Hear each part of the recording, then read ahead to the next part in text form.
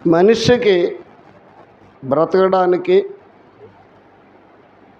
సాధారణంగా మనం ఇప్పుడు ఆలోచించేది ఏంటంటే ఆహారం గురించి ఆలోచిస్తాం. బ్రతకడానికి ఆహారం చాలా ప్రాముఖ్యత అని ప్రశ్న వేసుకుంటాం. కనుక బ్రతకడానికి ఆహారం తింటూ ఉంటాం. మంచిదే, కానీ ఆహారం కన్నా చాలా ప్రాముఖ్యమైనది ఒకటి. మనిషి బ్రతకడానికి ఇంచుమించు 40 రోజుల వరకు ఆహారం లేకపోయినా మనిషి బ్రతకగలడం, మంచినీళ్ళు త్రాగి బ్రతకగలడం. ఆహారం తినకపోయినా మనిషి నీటి ద్వారా కొంతకాలం బ్రతుకుతాడు, కానీ కేవలం ఆహారం ద్వారా అనుకుంటాం. ప్రభువైన యేసుక్రీస్తు వారు శోధకుడైన అపవాది శోధించినప్పుడు 40 దినములు పూర్తయిన తర్వాత శోధకుడు వచ్చన్నాడు, నీ దేవుని కుమారుడు అయితే ఈ రాళ్ళని రొట్టెలుగా చేసుకుని తినమన్నాడు. అప్పుడు యేసు ప్రభు వారు ఒక మాట చెప్పారు అపవాదికి, మనుషుడు రొట్టె మాత్రము ద్వారా కానే కాదు, దేవుని మాట ద్వారా మనుషుడు జీవించనన్నాడు. మనం జీవించడానికి కేవలం ఆహారం ద్వారా కాదు, కానీ దేవుని యొక్క మాట ద్వారా మనం జీవించగలము. కనుక ప్రభువైన యేసుక్రీస్తు వారు మనలను విమోచించడానికిని మనలను రక్షించడానికిని యేసుక్రీస్తు వారు దేవుళ్ళు అని చెప్పుకునేవారు ఎవరు చేయలేనిది యేసు ప్రభు వారు చేశారు. మన భారతదేశంలో ఇంచుమించు చాలా దేవతలు ఉన్నాయి, దేవుళ్ళని ఉన్నారు, ఋషులు ఉన్నారు, యోగులు ఉన్నారు, బుద్ధులు ఉన్నారు. చాలామంది రకరకాలైన దేవతలు, దేవుళ్ళు, ఋషులు ఉన్నారు.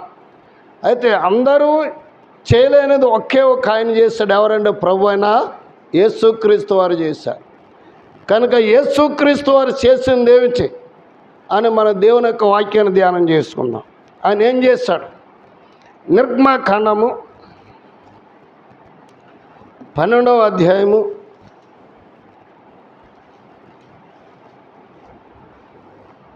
12వ అధ్యాయము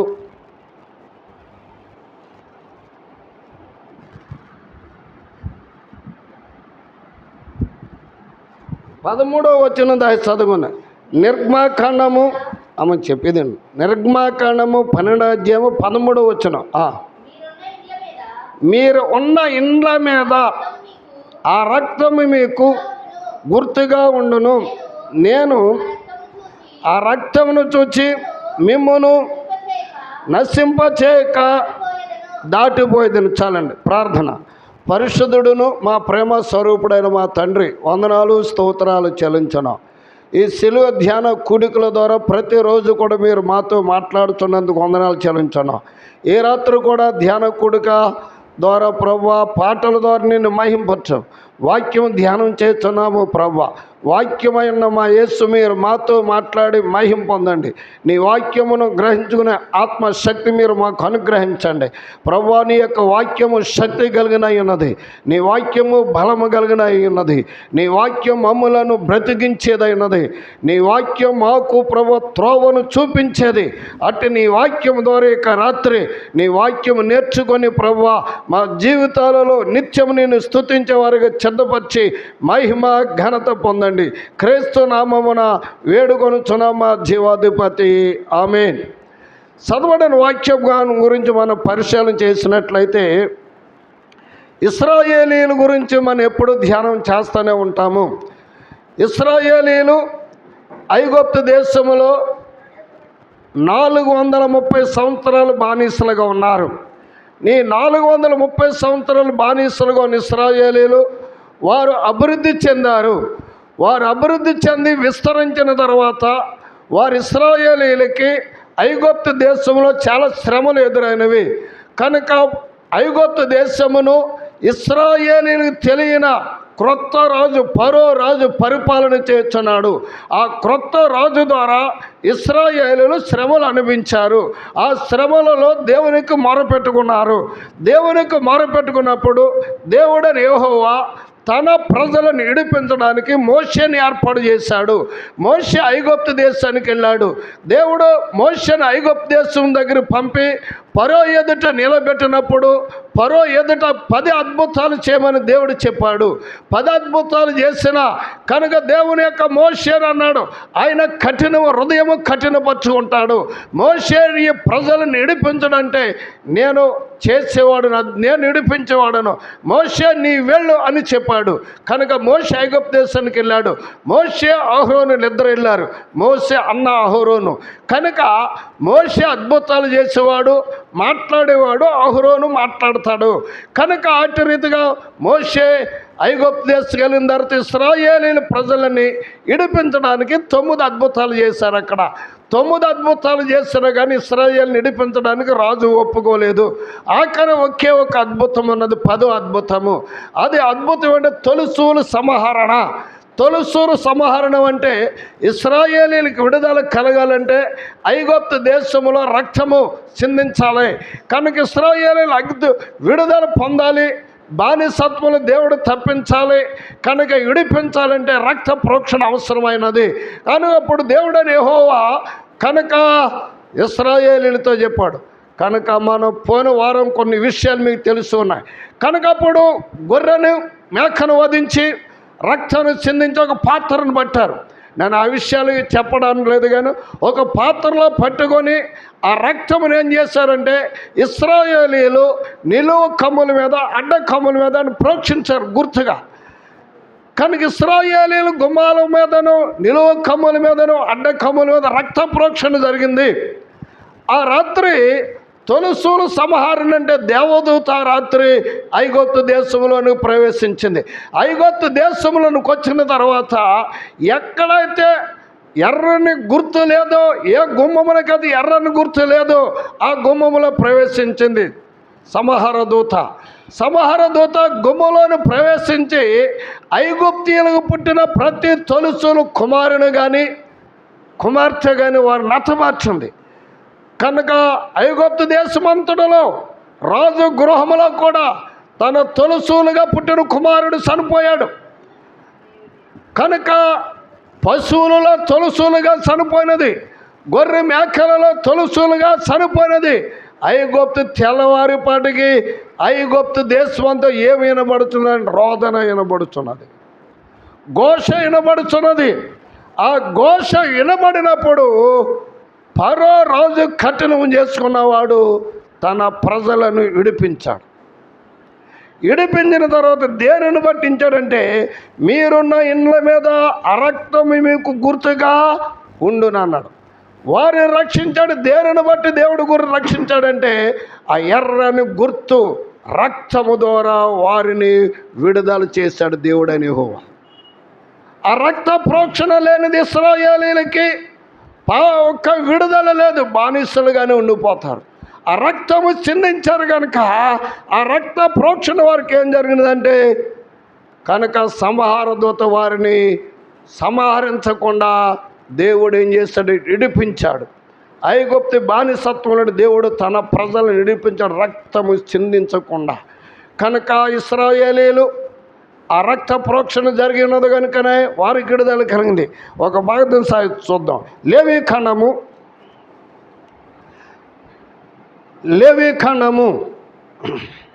17వ అధ్యాయము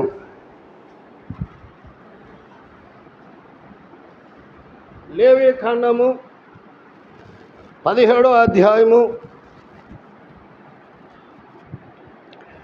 లేవీకాండము 17వ అధ్యాయం 11వ వచనం. మరి రక్తము దేహమునకు ప్రాణము, మీ నిమిత్తము ప్రాయశ్చిత్తము చేయనట్లు బలిపీఠం మీద పోయేటకై దానిని మీకిచ్చితిని. రక్తము దానిలోనున్న ప్రాణమును బట్టి ప్రాయశ్చిత్తము చేయను. దేవునికి స్తోత్రం. హల్లెలూయా, హల్లెలూయా. రక్తము మీ దేహమునకు ప్రాణం. మన శరీరానికి ప్రాణమేమైనదంటే రక్తం. ఇప్పుడు మనం బ్రతుకుచున్నది, ప్రభువైన క్రీస్తు వారు చెప్పారు, మనుష్యుడు ఆహారము ద్వారా కాదు, దేవుని యొక్క మాట ద్వారా. ఇప్పుడు మనం బ్రతుకుచున్నది దేని ద్వారా అంటే రక్తము ద్వారా మనం బ్రతుకుచున్నాం. మన దేహానికి రక్తము చాలా ప్రాణము దేంట్లో ఉన్నదంటే రక్తములో ఉన్నది. రక్తము ప్రాణమైనది, ప్రాణమే రక్తమైనది. కనుక రక్తము లేనిదే మనుష్యుడు బ్రతకజాలడు, బ్రతకలేడు. రక్తం చాలా ప్రాముఖ్యం. అందుచేత ఇశ్రాయేలీయులను విడుదల చేయడం దేవుడని రక్త ప్రోక్షణ అవసరత అయి ఉన్నది. లేవి ఖండం మనం చూసినట్లయితే రక్తము దేహమునకు ప్రాణము, మీ నిమిత్తము ప్రాయశ్చిత్తము చేయనట్లు అన్నాడు. ఆ రక్తము మీకు మీ పాపములకు అది ప్రాయశ్చిత్తము, పాప దోషములుండి అది పరిహరించేది రక్తము. క్రింద రాశాడు, మనం చూసినట్లయితే రక్తము దానిలో ఉన్న ప్రాణమును బట్టి ప్రాయశ్చిత్తము చేయబడింది. దాంట్లో ఉన్న ప్రాణమును బట్టి మనకి ఏం జరిగింది? ప్రాయశ్చిత్తము చేయబడినదన్నమాట. దేవుడు ఆ రక్తమును బట్టి మనల్ని తప్పించాడు. ఆ రక్త ప్రోక్షను బట్టి మన దేవుడు మనల్ని ఇప్పుడు ఇడిపించాడు. సంహార దూట ఆ రక్త ప్రోక్షను బట్టి దాటిపోయినది. రక్త ప్రోక్షణ లేనిది ఇశ్రాయేలీయులకు విడుదల లేదని దేవుని లేఖనం మనకు తెలియజేసింది. కనుక ఈ రక్త ప్రోక్షణ గురించి మనం పరిశీలన చేసినట్లయితే ఎబ్రీయులు రాసిన పత్రిక, ఎబ్రీయులు రాసిన పత్రిక 9వ అధ్యాయము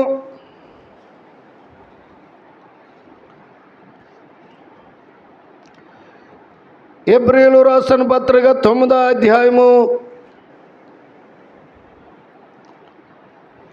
11వ వచనం చదువుకుందాం.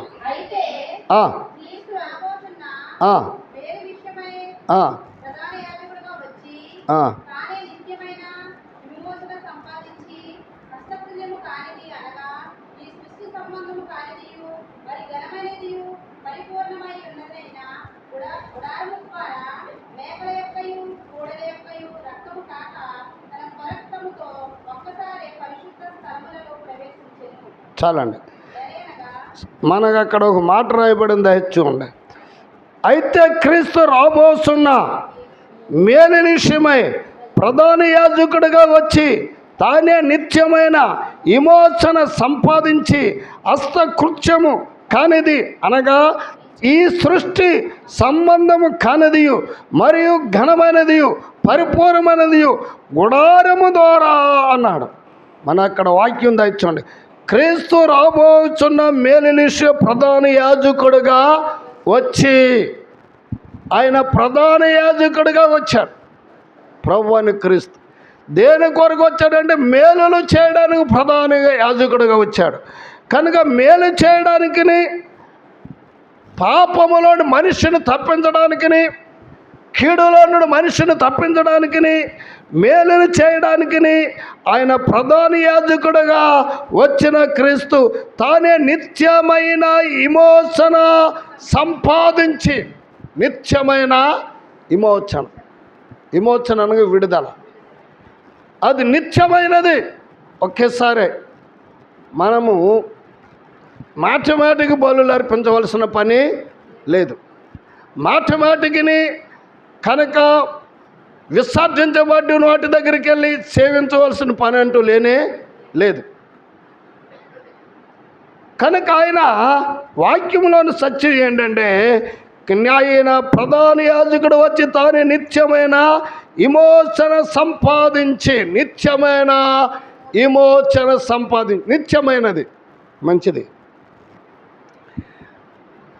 మనము మనుషుల యొక్క అలవాటు ఏంటంటే, మనం వెళ్ళే ప్రయాణాలలో ఏది కనపడితే దాన్ని దండం పెట్టుకుంటూ వెళ్ళిపోతూ ఉంటాం. మనుషుల యొక్క అలవాటు అది. ఓ కుటుంబంలో తల్లి బిడ్డల్ని ఎక్కువగా ప్రేమించింది, బిడ్డలు ఆడుకునడానికి కొన్ని బొమ్మలను ఇచ్చింది. కనుక రబ్బర్ బొమ్మలను ఇచ్చింది, కనుక సిమెంట్ చేయబడిన బొమ్మలు, రాతి బొమ్మలు కూడా ఇచ్చింది, కొన్ని ప్లాస్టిక్ బొమ్మలు కూడా ఇచ్చింది. ఆ బిడ్డలు రోజు ఆడుకుంటున్నారు వాటితో. ఎందుకు ఇచ్చిందంటే ఆడుకోవడానికి. వాటిని ఆడుకుని తీసుకుని ఒక చోట భద్రపరిచేది.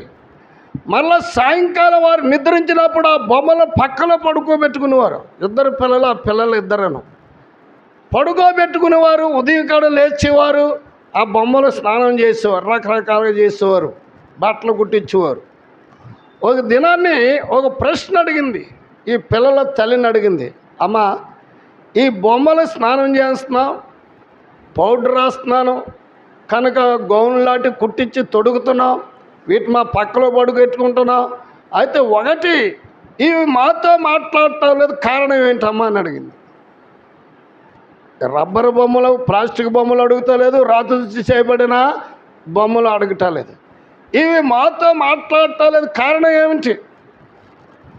మాతోనే ఉంటున్నాం, మాతోనే పడుకోబెట్టుకుంటున్నాం, స్నానం చేయించున్నాం, కనుక వాటిని బట్టి కనుక బొమ్మలకు ఎటు రీతిగా బట్టలు కుట్టి ధరిస్తారో వాటిని కూడా ధరిస్తున్నాం, కనుక వాటిని మేము ఎక్కువగా ప్రేమిస్తున్నాం, కనుక వాటిని మా పరుపు మీద మా ప్రక్కనే పరుడు పెట్టుకుంటున్నాం, అయితే అవి మాట్లాడటం లేదు, మాతో ఏకీవించడానికి కారణం ఏమిటన్నది. ఏం చెప్పాలి ఇప్పుడు తల్లి? అమ్మ అవి బొమ్మలు, వాటిలో ఏమీ లేదంటే ప్రాణము లేదు. ప్రాణము లేదంటే వాటికి ఏమి లేదంటే ఇప్పుడు రక్తము లేదు. కనుక వాటికి రక్తము లేదు, కనుక ప్రాణము లేదు. కనుక ప్రాణము లేనివి మీరు పడుకోబెట్టుకుంటే పడుకుంటున్నవి, మీరు వాటిని గోడకి చేరవచ్చున్నవి, మీరు వాటితో ఆడుకుంటున్నారు, కానీ వాటికి తినటము కానీ త్రాగటము కానీ లేదు, ప్రాణము లేదు, కనుక అవి మీతో మాట్లాడలేవు అన్నది. వాటిలో ప్రాణం లేదు. ప్రాణము లేని వాటిని వారు ఎక్కువగా ప్రేమించారు, మాట్లాడలేదు. అయితే వాక్య భాగంలో సత్యం అన్న తెలుసు. అక్కడ మీరు ఆ 11వ వచనం అంటాడు, మేలు విషయమై ప్రధాన యాజకుడు వచ్చి తానే నిత్యమైన విమోచన సంపాదించి, నిత్యమైన విమోచన సంపాదించాడు. దేని ద్వారా అంటే ఆయన ప్రాణ త్యాగము ద్వారా నిత్యమైన విమోచన సంపాదించాడు. కనుక వారు పూజించే రాతి బొమ్మల ద్వారా వారికి విమోచన కలగలేదు. వారు ప్లాస్టిక్ బొమ్మలను ప్రేమించారు, కానీ వాటి ద్వారా విమోచన కలగలేదు. వారిని విమోచించిన వాడు ఎవరంటే ప్రభువైన క్రీస్తు మనుషులను విమోచించాడు, ఆయన రక్తమును చిందించి. అంతే యొక్క వాక్యమైన పౌలు అంటాడు. అందు క్రింద మన 12వ వచనం చదివినట్లయితే, మేకల యొక్కయు కోడెల యొక్కయు రక్తము కాక, మేకల రక్తము కానీ కోడెల రక్తమును కానీ ఏం చేయదండి ఇప్పుడు పాపానికి పరిహారము లేదు. కోడెలను చిందించవలసిన పని లేదు, రక్తాన్ని చిందించే పని లేదు, మేకలను వధించే పని లేదు. కనుక కానీ అక్కడ ఒక మాట రాస్తాడు, తన స్వరక్తము చేత స్వరక్తముతో ఒకేసారి పరిశుద్ధ స్థలములో ప్రవేశించాను అని. స్వరక్తము అంటే తన రక్తము, ప్రభువుని యేసుక్రీస్తు రక్తము ద్వారా పరిశుద్ధ స్థలములో ప్రవేశించే కృప ప్రభు మనకించాడు. అంటే పరిశుద్ధ స్థలముగా నిత్య రాజ్యములోనికి మనల్ని ప్రవేశించడానికి దేని ద్వారా అంటే ఇది రక్త ప్రోక్షణ ద్వారా. అది పరిశుద్ధమైన స్వరక్తము, దేవుని యొక్క స్వరక్తము ద్వారా. ఆ స్వరక్తము ద్వారా దేవుడు మనల్ని విమోచించాడు. పాపములోని ఐగుప్తు దేశం బానిసత్వములోండి కనుక మనలను విమోచించిన దేవుడు, పాపములను దాటించిన దేవుడు, కనుక మనల్ని విడుదల దాచేసిన దేవుడు తన స్వరక్తము ద్వారా మనకి విమోచన కలిగింది, ఆయన ప్రాణత్యాగం ద్వారా. అంతేనా వాక్యం మనం చూసినట్లయితే 20వ వచనం, అదే అధ్యాయం 20వ వచనం ఒక్కసారి చదవండి.